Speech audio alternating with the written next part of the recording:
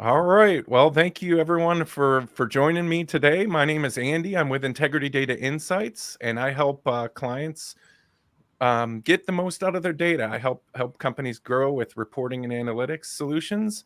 And I'm thrilled to have my guest here today, Rachel Jones. And Rachel is a sales coach and a fractional sales manager. Is that correct, Rachel? That is correct. Yes. So really thrilled to have you on the show, and I look forward to talking sales, something that is near and dear to every business owner. I would say has to Exactly. be concerned. Everybody has to be concerned with sales in some capacity. So tell me a little bit about your business. You work kind of a lot of times with small or mid-sized companies, and tell me a little bit about how that works. Yeah. So my background is in sales and management, and then specifically with small businesses. And so it depends on if somebody is either the small business owner is the main salesperson for their company. They're either a solopreneur, they only have a handful of employees, or if they have a small team that they're currently managing that they don't want to manage anymore. So for the solopreneurs that are, or the small business owners that are Yeah. doing their own sales, we do a couple of different methods with them. Mainly it starts with like a brainstorming session on tell me all the things that you've ever tried, what's working, what's not, what are you thinking about doing? What does the industry say? So we have like a 2 hour noodling session of Yeah. all the things, just throw it out on the wall. Let's whiteboard it. And then we get an action plan together and we work either individually or with group coaching from there. And then with the folks that have a small team, then maybe either they're wanting to go through a growth phase, they're not as productive as they thought they would be, and they just don't have the time to figure out what's going on. I'll go in and do an audit. So I talk to the owner or whoever's in charge of the sales team right now on, what are you wanting out of this? What do you think the disconnects are? And then I go in and talk to the sales team and say, this information will be kept private. I'm just trying to get more information for myself. And then figuring out where they think the disconnects are. But then that builds into an action plan of, okay, you think they're doing one thing, they think they're doing another thing. Let's bring these together and streamline it. And then from there, when I do is fractional sales management, is I can come in, 4 to 8 hours a week and help with that team. Because a lot of small businesses don't need somebody 40 hours a week and it's really not in their Right. budget. So this Yeah. allows people to have a little bit more affordability. And it allows me to kind of work with that team. And typically that goes in about a 3-month process to get it up and rolling, where the first month I'm just getting in there, figuring out where the technology is. I'm observing. I'm a why kid. So I like to ask, why is it that you do it that way? Yeah. And just all the information. Uh, Um, and then like month 2, I just start playing around with the sales reps on like, what is the things that we can do to try to make this a little bit better. And then my yeah. month 3, you're normally like, okay, nope, this is the routes that we're going because these are the ones that are working. And we hit the ground running from there. And are the reps pretty receptive? Like, do they feel threatened at all when you come in, or are they? I'm sure it's kind of both, but do they feel like hey, you're on our side? Because I'm guessing, obviously, if they do better, they're financially better. Most people aren't sales or commission based, and so I'm guessing. But do you get kind of resistance on one side or the other, or is it pretty smooth? Yeah, I would say that it takes a minute for me to prove myself because no one likes change. No one Yeah. likes having it. I've never met a salesperson that likes any type of paperwork. So if they're not entering things into the CRM, they're not creating tasks, that stuff is adding a little bit of an extra workload for them Yeah. up front. So it really, I think, takes that 2 to 3 months to convince them. Like some of them are totally open to trying it. But once they start seeing how that is impacting them and their finances, and like we're starting to get more leads in, we're presenting in front of more people, that's when I think they start buying into it a little bit more Yeah. and start communicating with me a little bit more. They start bringing me into their proposals because not only do I go in, either I can go in or I can manage a team remotely. It doesn't matter either way based on how softwares are today. Uh-huh. But I don't want them to just talk to me on the one day a week I have assigned for them because then I'm spending half the first little bit getting caught up. I want them to email me or call me throughout the week and say, hey, I've got this proposal coming up and think that I'm going to hit it coming from this angle. And then I can be like, yeah, that's great. Or maybe we can also try to fit this in because we had that pain point, remember? Yeah. So the more communicative they will become with me, the better it is. But that does take a little bit of time to earn their trust and to see how it's going to help them in the long run. Oh, it's hugely valuable. And I guess in my career, like I've kind of done a lot of things helping sales. So I've been around sales as much. I didn't really have to do it necessarily much for a career until I started my own thing years ago. So it's still kind of figuring out as I go kind of thing. One thing just you pointed out is that I always found kind of in my experience is how do you balance between like, like obviously management kind of wants to know what's going on. So you have to kind of have them input into a CRM or whatever system they're using. But obviously, their main job is to sell. So it's like, how do you balance that, I guess, between, obviously that you need to have them have, to do some kind of I'll call it administrative work or that kind of stuff. But then, obviously you don't want them to doing all of that so that they don't have time to book the sales. I'm a big fan of time blocking. So for example, there's a lot of research that say Tuesday through Thursday is the best time to reach out to prospects. Okay. So what I have them do is like the first 15 minutes of your day, get who do I call, who do I email, and what are the tasks that I need to get done today? Just take a few minutes to go through your calendar and figure that out. And then we have like about an hour of time blocks throughout those time frames. So let's say on Tuesday, I'm dedicating time to follow back up with any clients that haven't reached out to me or haven't returned my email. So I'm dedicating an hour and I'm going to bust through that then. On Wednesdays, I'm going to outreach to anybody new that is on my list. So you might have gone to networking meetings. You might do research to find people that are in your like target market. And then that's the time that I'm going to spend an hour or two just dedicating to reaching out to that client. And then on Thursdays, I'm catching up on all the emails that has happened because I've generated that activity and I've got an hour blocked for that. So just having those time blocks where you don't schedule meetings and you say, because I think a lot of people think if they're getting a lead and that lead says, well, what about 8 a.m. on Thursday? And you already have that time blocked to do emails. You don't have to accept that time frame. You can say, I'm already booked at that time. Can we do 9 a.m.? And a lot of times they're totally fine with that. You're not going to lose the lead. It actually sometimes comes across that you're more desirable because you're more booked. And they're like, oh, this is somebody I want to work with. Yeah, you're not like, hey, I have all the time in the world. Yeah, exactly. So boundaries are a good thing there to make sure that you're continuing to move the company forward. And then from making sure that we're doing it, as we change processes, it's my job as a manager to check in every week and say, okay, these leads don't have a name assigned to them. Let's go back through. And I could do it for them because I can see who it is that's working on it.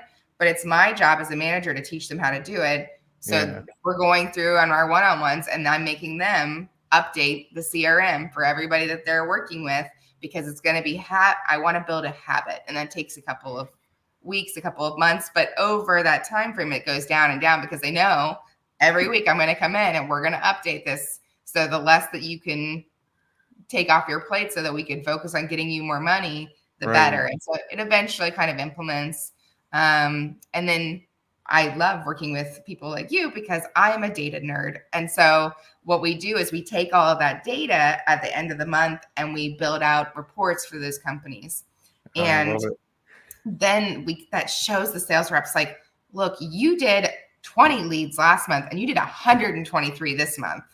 Like just seeing that type of data, I think is really helpful for them because if they're just in it, they're not seeing what's the phrase, the forest through the trees. Is that sounds right. Whichever way that goes. We know what you're talking about. Yes.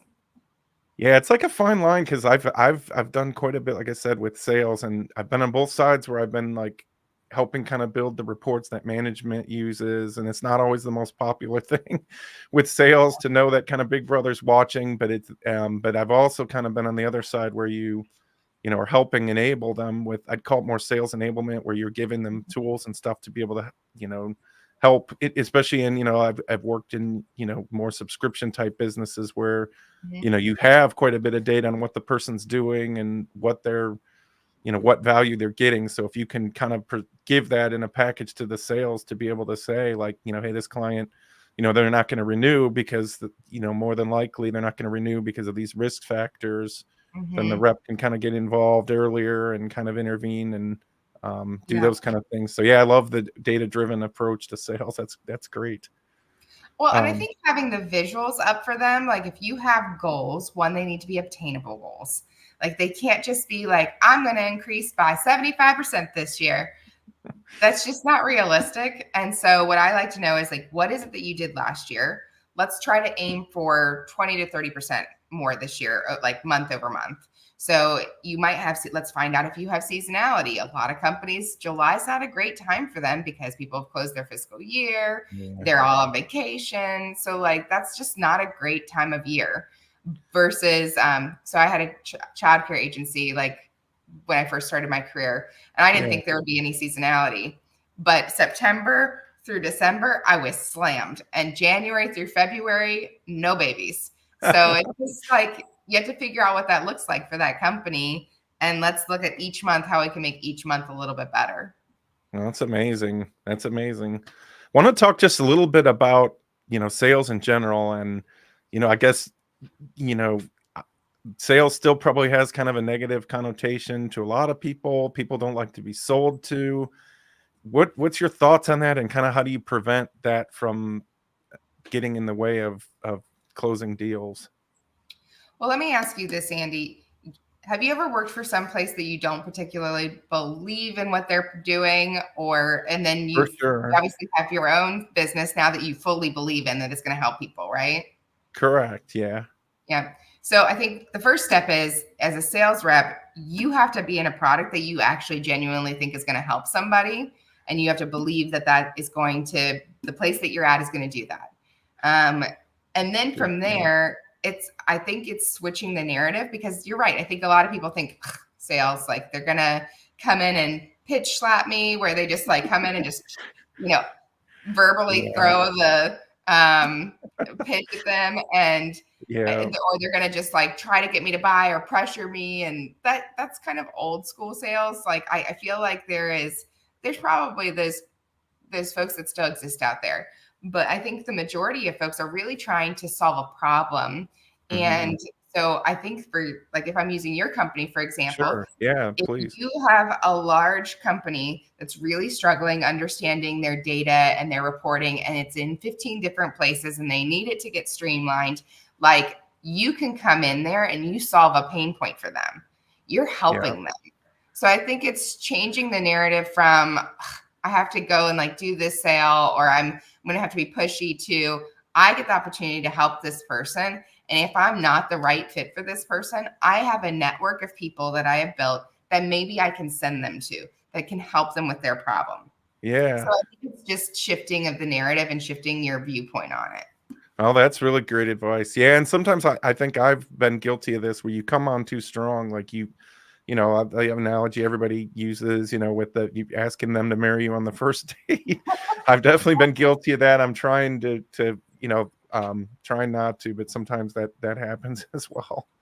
I So, love the date analogy. I actually use that with my sales reps all the time, because I'll tell them, like, if somebody came on the first date and they only talked about themselves, would you go on a second date?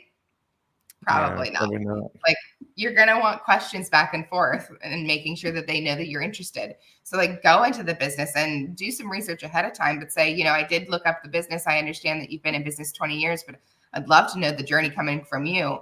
People love to talk about themselves. They love to Yeah, share. I agree. Like, small business owners, they've been through it. So they want to share how they got there. And just like building rapport, look around the room, see if there's any pictures. I was at a meeting a couple weeks ago where she had a picture of her daughter and some Disney pictures. Said, "Oh my gosh, I went on a Disney cruise a couple years ago, and like, Yeah. we just connected as humans for a few minutes, because Yeah. that's, people buy from people they like." So just imagine that your first interaction is like a first date, on whether you're just even going to talk to that person again. Yeah, And great. then I liked your analogy. You're not going to ask somebody to marry you until you've had a couple of conversations on what your wants align. Right. No, that's great advice. Yeah, it's definitely still working on it, which brings me kind of my next question.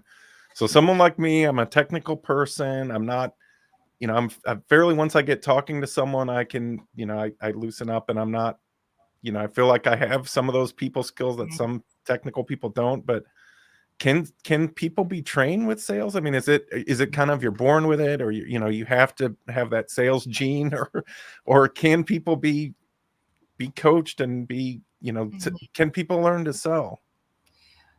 Well, the answer is yes. Everybody can learn how to sell. And I would say that the folks that are born with it, it's kind of like when you see somebody go on stage. I saw a post on LinkedIn a couple of days ago that said that he got a compliment that when he came off stage, and he was like, "Oh, you're such a natural speaker."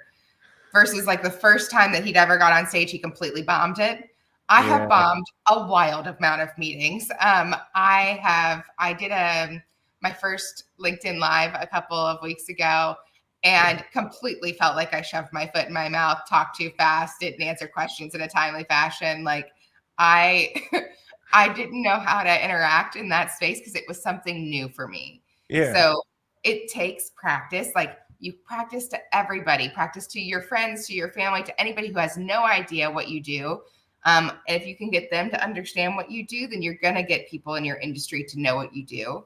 Like practice to your pitching, and then like acknowledging that like something went bad. I think you and I have had this conversation about Ted Lasso. He has the TV show basically has somebody who messes up, and he pulls them over and coaches them and says, "You know what the happiest animal on earth is?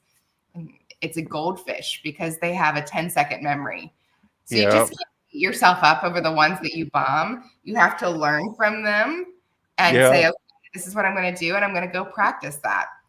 Us sales managers, we practice role plays with our reps all of the time. We're pretending to be a customer in different scenarios. We're giving them different role plays. I'm coming up with objections for them to try to overcome because it's a yeah, safe place to bomb. Like you can be as bad as you need yeah. to be here. You don't, and we'll work on it. It's fine. Yeah, a couple thoughts on that I had. One, I'll get back to 1 second. I want to talk about a post you just put on, I think yesterday, which was great. But then one comment on what you said about practicing. That's kind of, this year I've been doing a lot more in-person networking and such. And it definitely is a different animal, but I've kind of approached it where like, a lot of times you're talking to people that, they're not going to be your target, Mm-hmm, for me, it could be a realtor or, somebody financial, but they may mm-hmm, know somebody, or whatever. But I always love to think of it as like, it's practice. You're refining that skill, and it's kind of like, because it really, the stakes aren't that high because more than mm-hmm. likely the person's not going to be your target anyway. Yeah. But I wanted to talk. I thought your post was really good the other day about, I think it was you with a kitten holding it the wrong way, and I thought it was a Mm-hmm, really good thought. Is you kind of have to think like the way, I forgot what you said, but something, the way we think we're presenting ourselves or the idea might not be mm-hmm. received. Is that the right? Am I getting that right? Yeah, I kind of equate it to if anybody's ever done any type of therapy, sometimes the story and narrative you build in your mind is not what is communicated to the other person. And Right. so sometimes you have to say, like, I think I heard you say, or like, this is what I'm perceiving you're saying. Um, it's a therapy tactic, but I Yeah. think that a lot of times, we get rolling, we understand it. That's why I love working with new sales reps, because new sales reps will ask me, why did you say that way? Or, hey, when you said it this way, it really clicked for me. Because then I'm like, oh, okay. Because I've gotten used to my pitch. So having somebody else and outside eyes can give me perspective. But with clients, especially, sometimes you'll be talking to someone over here and then you'll notice out of the corner of your eye, somebody makes a face. And so you can say, hey, that didn't seem like it landed correctly with you. Can you share with me why? Because Yeah. then they might come back and have completely misunderstood what you're trying to say. And you can address that objection then on the spot rather than saying, like, okay, well, this was a meeting was great. That's fantastic. And then they ghost you forever because they misunderstood what you said. So it's always Right. just really good to clarify with folks, like, do you have any concerns? Do you have any questions? and encouraging that open dialogue up front and kind of setting that agenda. Hey, we've got about this much time today. I want to be respectful. Is that still okay? A couple things might happen today. Either I'm spot on. You want to work with me right now? Fantastic. Love it. We have some editing to do on this. We need to, you've got some questions and concerns, which is most likely where we're going to fall.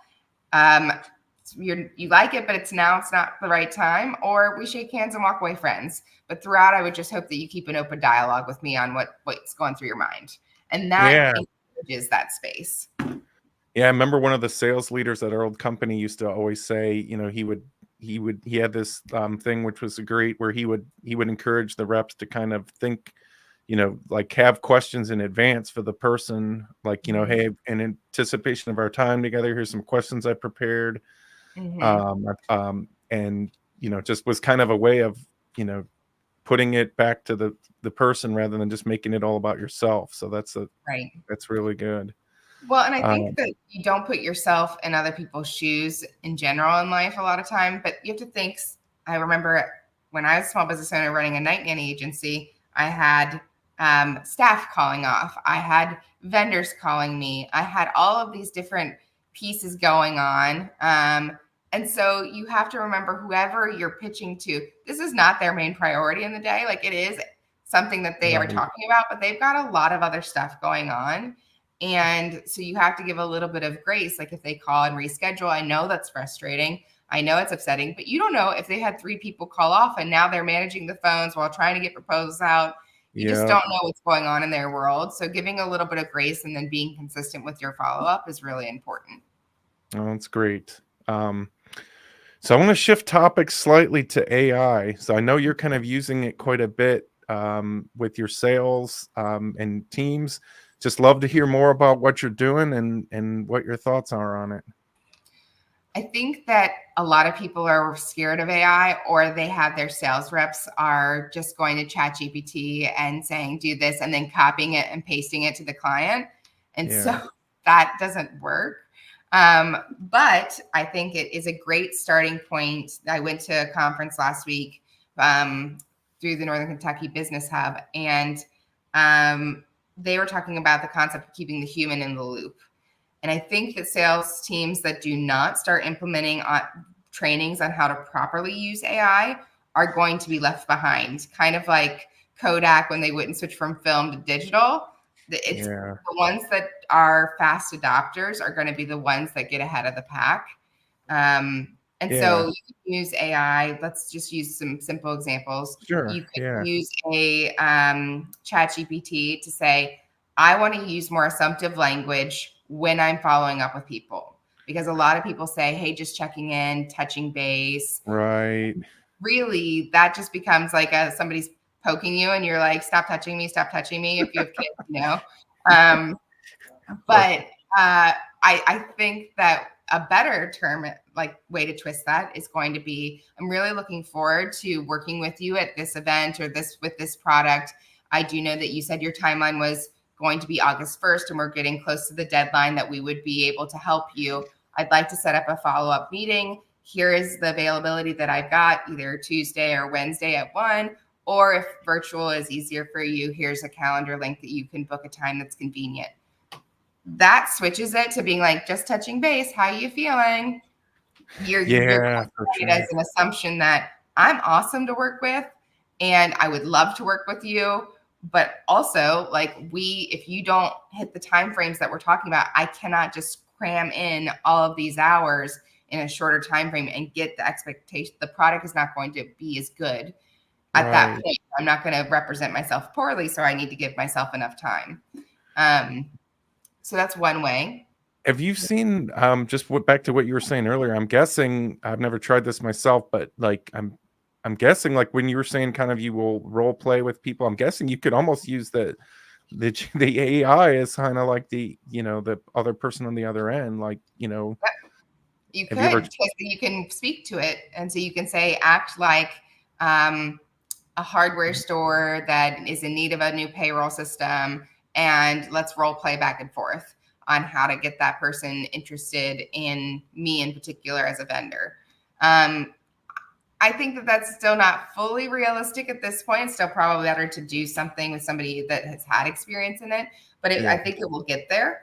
I saw Right. somebody that said that they asked it to act as their anxiety and like have a conversation back and forth of like, can you be my anxiety? And then I'll be like, why are you so mean to me? And it'll be like, because I don't want you to forget things. And that's why I nag you and poke at you. And so Nice. like, she was like, it's kind of cathartic to have a conversation with my emotion. Yeah, So that was interesting. But that's so really cool. I think that there is going to be more coming out of ChatGPT, Claude, those type of platforms. There also is a lot more with note takers. So I think a lot of people will add a note taker to their meeting and then never do anything with it. Yeah. You can use that to coach on. So I don't have to be, I'm based in Cincinnati, Ohio. I could Yeah. be helping somebody in California or in New York, because what we can do is we can coach off of the recordings and Yeah. say, hey, I had a really hard time overcoming this objection. Rachel, can you help me? And they can tag me in that clip. And I can go in and Yeah. say, hey, some suggestions. I can watch it and say, you had 56 filler words that said, and it's just good for people to know what their filler words are. My filler word is whatever somebody else's is. So if I hear them saying a particular filler word, I will immediately pick it up and mimic it. And I don't mean to, but it's just because then it lives in my brain. Yeah. And I have to be aware of that as I'm talking to people, that I don't mimic it back.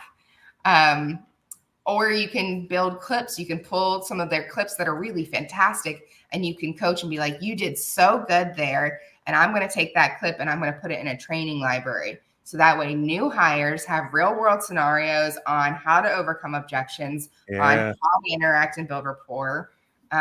So there's just a lot of things that are going to make training more efficient, and also the sales cycle more efficient, but you have to keep the human aspect of it.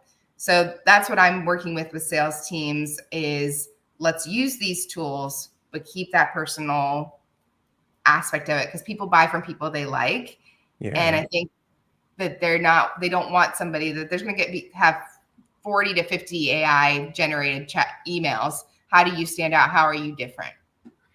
Got it. Yeah, that makes a lot of sense. Yeah, I think it's gonna evolve, and obviously everybody's kind of trying to figure it out and trying to, but there's probably, just like anything, there's kind of a right and a wrong way to do things, and it sometimes takes doing it the wrong way to figure out Yeah. what you shouldn't do with it. So Well, and I uh, think that the pace of technology is just rapidly changing. And so you have to be somebody who is open to learning in this space. That's why I took a boot camp last week to yeah, learn a lot of really cool stuff, and to continue my knowledge and see what is it that directly affects me and what can I help learn from.